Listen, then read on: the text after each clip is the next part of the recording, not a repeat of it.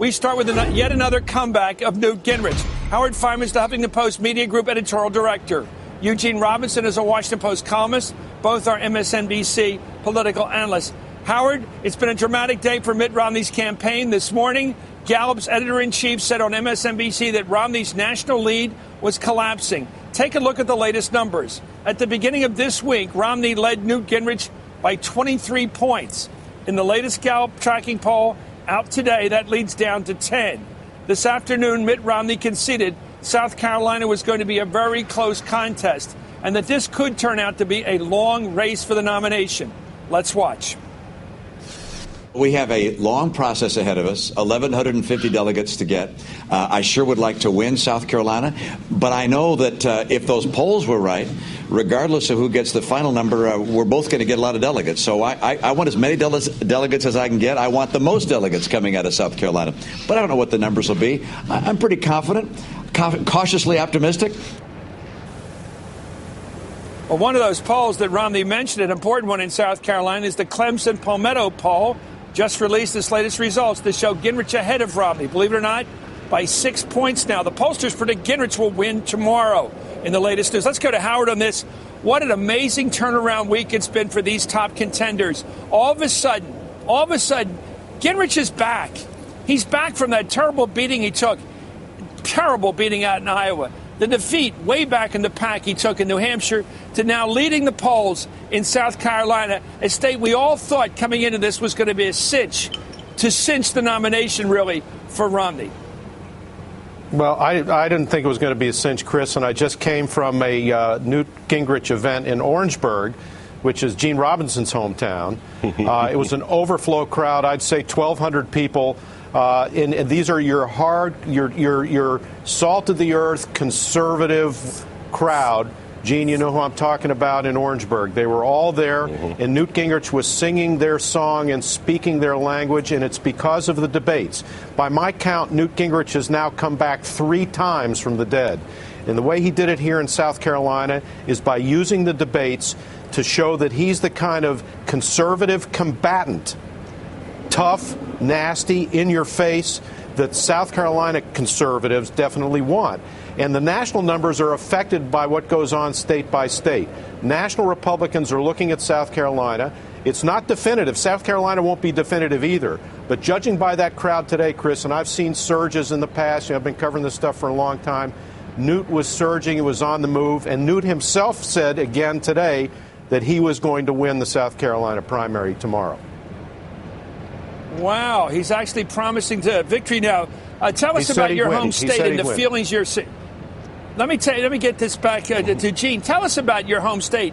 What is it that he's been doing, Newt, that has gotten to the funny bone, the erogenous zone, whatever you want to call it, the heart of the South Carolina conservative voter?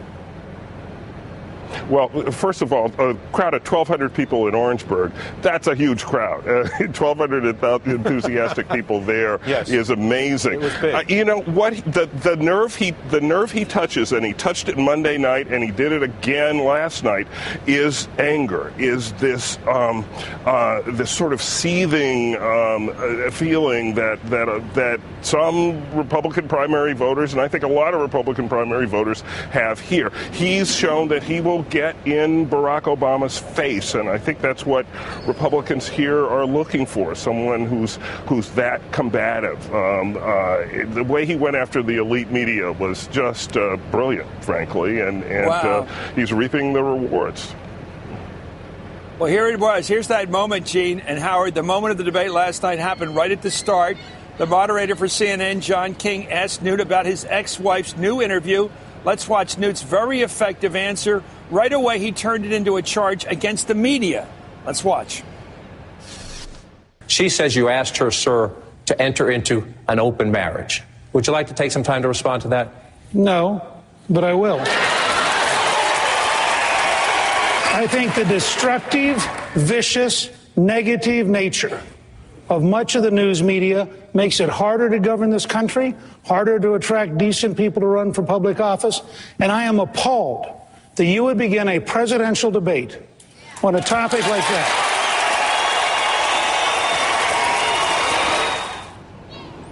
Well, Howard, you noticed there how he turns a question about his behavior into a criticism of the media. He's attacking from, it's an old tactic, attack from a defensive position. There you go again. We'll watch a bit more. Your thoughts on what we just saw, Howard?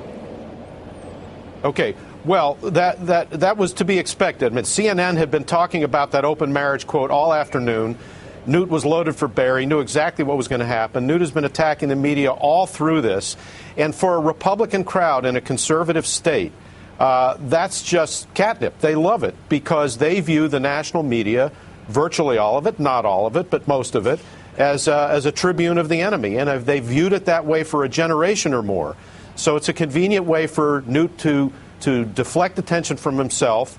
That was a multi-leveled answer with all kinds of different tactics thrown into it, none of which involved answering the question. But that was pure gold because, as I said, what the voters here want is somebody who wants to attack. I mean, I keep mentioning the fact that they used to have cockfighting here in South Carolina. Well, they've transferred it from the chickens to the people, and that's what they like. This is not Iowa. It's not even New Hampshire. They want the colors bold, and they want them bright. Well, that's the first cockfighting reference we've had on Hardball in the history of the program, so we're moving it. Gene, I want you to watch this a little more and then respond to what we're seeing here. Here's Newt going on the attack against CNN, in this case, really going after all the media. Here he is. Every person in here has had someone close to them go through painful things. To take an ex-wife and make it 2 days before the primary a significant question in a presidential campaign is as close to despicable as anything I can imagine. You know, Gene, he is loaded up, as Howard said, loaded for bear, despicable, appalling, negative, vicious, destructive. He has pounded this. You know what it reminds me of? The way that George Herbert Walker Bush, I think with the advice and counsel of Roger Ailes at the time, pitched up a fight with Dan Rather, remember, in the beginning of the 88 campaign as a warm-up to go after Dukakis. And it really worked for him, and this may really work for Newt. What do you think? Well, it certainly is going to work for him in South Carolina, I think, and contrast that, Chris, with Mitt Romney's episode from yesterday when he confronted the Occupy protesters and I thought tried to have that sort of moment to, put them in their place and put them down. Yeah. And it was awkward. It didn't work that way. Gingrich is good at this sort of thing. Mitt Romney really isn't, and that contrast was pretty stark. You know, Howard, this morning I thought that our colleague Joe Scarborough had it nailed. He said that he speaks with the grievance of the Republican Party, not just anger, but grievance, a set of particulars. He began to do this back in the 80s with my old boss, Tip O'Neill. He began to complain. We've been pushed around too long under Bob Michael. We've been screwed in the rules in the House. We've been screwed by the media. We've been abused. It's time to fight back. And even people in those days, moderate Republicans like Lynn Martin of Illinois, got behind him under the argument, it's been playing softball too long. It's time to get vicious with the enemy. The enemy being the media, the Democrats, everybody who's not with you. Yes. And he listed all those. By the way, let me say first, in that answer that Newt gave, he also managed to turn himself into the object of pity. He said people have felt pain. So rather than answering the question about whatever pain he might have inflicted on others, he made it that he was the one who was pained. I mean, he went from Judas to Jesus in one sentence there. But on the topic of grievances, for sure, just listening to him in Orangeburg just a few minutes ago, it was the judges.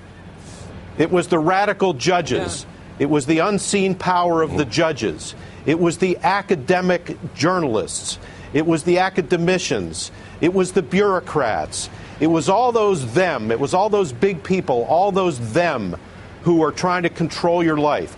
That's always what Newt Gingrich has been. He's always been this kind of anti-establishment guy who wants power. He wants power by complaining that the people don't have power. And in that audience today, those are middle-class people there. They're working people. It's kind of an agricultural area. It's small business, small-town life. Gene knows it, much better than I. Those are people who feel under assault somehow, and they're looking to Newt to send a message. There's a little trace of George Wallace's populism in this. There's a little trace of every populist in it. Newt Gingrich, who has a Ph.D., who's really originally from Pennsylvania, learned in Georgia how to speak the language of Southern populism, and he does it with perfect pitch, and that's why he's rocketing to the top here. Gene makes a good point. Will it carry elsewhere? I don't know, but don't forget that the modern Republican Party is a Southern-based party. It began with Strom Thurmond and the Dixiecrats here in '48, and out of that small root, the whole modern Republican Party has grown. Do you think, Gene, they're sending a message, as George Wallace used to say, or are they sending a president? Are they picking this guy for president in this poll, or simply sticking it in the eye of the establishment? Well, this is, it's a genuine vote for him, but it's a message vote, I think, Chris. A ways out that a way is Fort Sumter. We all know what happened there. So this state has a history of sending a message. That's number one. No, but number two, will it play elsewhere? Well, when he said despicable in that way, I'm sorry, but I had to think of Daffy Duck. Because you're despicable the way he used to say it. He didn't have a list, though, did he? And it reminds me. Well, but it reminds me that there's this sort of unstable, zany side of Newt Gingrich that we're likely to see at some point in the campaign. So when that comes out, is that going to work elsewhere? I just don't know. Do you think he knew how bored we were with Mitt Romney, and we're even as bad as Newt can be? He's a more interesting topic. I think he knew it. Anyway, thank you, Howard and Gene. We'll see you tomorrow night for the coverage of the results in South Carolina. What a night it's going to be.